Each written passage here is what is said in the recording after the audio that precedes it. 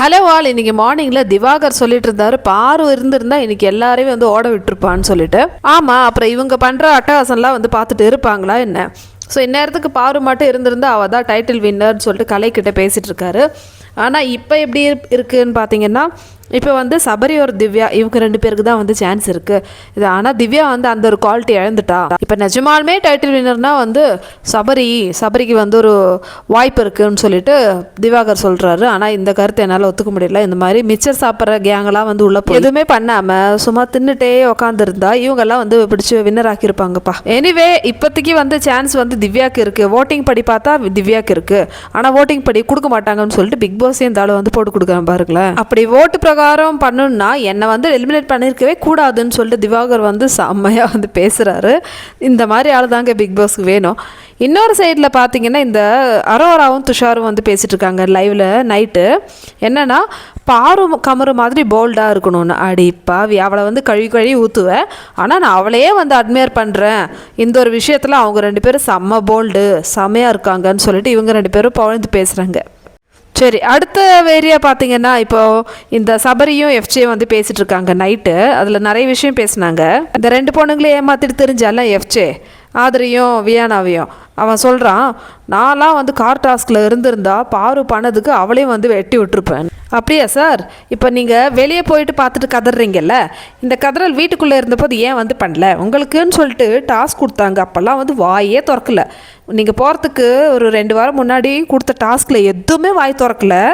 வல்லன் கேரக்டர்னு சொல்லிட்டு ஒன்று கொடுத்தாங்க, அதில் பாட்டு பாட சொன்னால் அப்படியே உம்னா மூஞ்சி மாதிரி மூஞ்சி வச்சுன்னு அப்படியே சுற்றிட்டு இருந்தான்.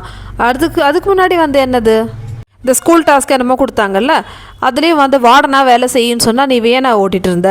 நீ என்னெல்லாம் பண்ணேன்னு சொல்லிட்டு நாங்கள் வெளியே இருந்து பார்த்துட்டோம். இப்போ நீ வெளியே போய் இதெல்லாம் பார்த்துட்டு வந்து நான் எனக்கு வீரம் வந்துடுச்சுன்னு சொல்லிட்டு உள்ளே போய் சும்மா கதை அடிக்காது. இப்போ எல்லோரும் வெளியே இருந்து கதறதுக்கு ரொம்ப ஈஸிங்க. உள்ளே போய் விளையாடல இறங்கினாதான் வந்து தெரியும் எப்படி விளையாடணும்னு சொல்லிட்டு. வாயில் வடை சுடுறதுக்கு யாரால தான் முடியாது. பெரிய இவர் மாதிரி வந்து சொல்கிறாரு, நானும் வந்து இருந்திருந்தா பார்வதி வந்து எட்டி விட்டுருப்பாரான், கிழிச்சிருப்பார் இவர்.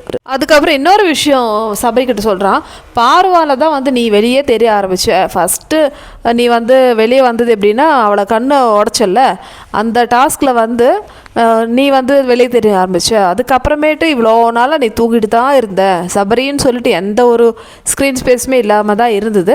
இப்போ கடைசியில் நான் பார்த்தது அந்த கார் டாஸ்கில் நீ வந்து தட்டி கேட்டல, வாடான்னு சொல்லிட்டு கமருதீனை, அதுதான் வந்து நான் பார்த்தேன். அப்போது எந்த கண்டென்ட்டாக இருந்தாலும் அங்கே பார்வதி இருந்தால் தான் வந்து கண்டென்ட். இப்போ 2 வாரமாக பார்த்துட்டு இருந்தீங்களே, என்ன பண்ணிகிட்ருக்காங்க? சும்மா நல்லா ஆக்கி நல்லா தின்றாங்க, யாராவது குறை சொல்லுன்னே இருப்பாங்க. இதை தவிர வேறு என்ன பண்ணி கிழிச்சாங்க? நீங்கள் ஒரு டாப் 10 எடுத்தாலே தெரியும், 10 பேரில் வந்து யாரோட கேம் வந்து பாரு இல்லாமல் நடந்திருக்கா? பார்வதி தான் அவங்களுக்கு வந்து கண்டென்ட்டு. அவங்களுடைய எல்லாருடைய கேம் வந்து பாரு குறை சொல்கிறது, பாருக்கிட்ட சண்டை போடுறது, அந்த மாதிரியே வந்து போயிட்டு இருந்தது. இப்போ அவள் இல்லாததுனால இப்போ என்ன ஆயிடுச்சுன்னா, 2 வாரமாக வந்து டாக்ஸிசிட்டி கம்மி ஆயிடுச்சு. இந்த மாதிரி தான் இருக்கணுமா? அடப்பாவீங்களா, அப்புறம் எதுக்குடா நீங்கள் இந்த ஜியோ ஹாட்ஸ்டார் வந்து பே பண்ணி இவங்க சாப்பிட்றதும் இவங்க தின்றதும் இவங்க தூங்குறதும் பார்க்குறதுக்காக இருக்கீங்க? இப்படியே 3 மாதம் இருந்திருந்தால் சூப்பராக இருக்கும்ல பிக் பாஸ். எவ்வளோதான் பார்க்குறது? இப்போ எத்தனை பேர் லைவ் பார்க்குறாங்க சொல்லுங்கள்? பாரு கமருதீனை நீங்கள் வெளியே அனுப்புனால உங்களுடைய ஓட்டிங் பர்சன்டேஜ் வந்து செம்ம அடி. 70% ஓட்டு வந்து இவங்க 2 பேருக்கு தான் இருந்தது. அதுக்கப்புறம் கானா வினோதும் போயாச்சு. மீதி இருக்கிற மெஜாரிட்டி ஓட்டும் வந்து கானா வினோதுக்கும் வந்து நக்கிட்டு போயாச்சு. இப்போ நீங்கள் வந்து 5க்கும் 10க்கும் வந்து தள்ளாடிட்டு இருக்கீங்க. ஓட்டு எவ்வளோ கேவலமாக வந்திருக்கு. உங்களுக்கு கிடைக்கிற இந்த 5 10 ஓட்டில் நீங்களே வந்து ஷேர் பண்ணி அதில் யார் வந்து ஹையாக இருக்காங்களோ அவங்களுக்கு வந்து நீங்களே வந்து கோப்பையை வந்து மாற்றிக்கங்க. இதுதான் வந்து இப்போ நடக்குது.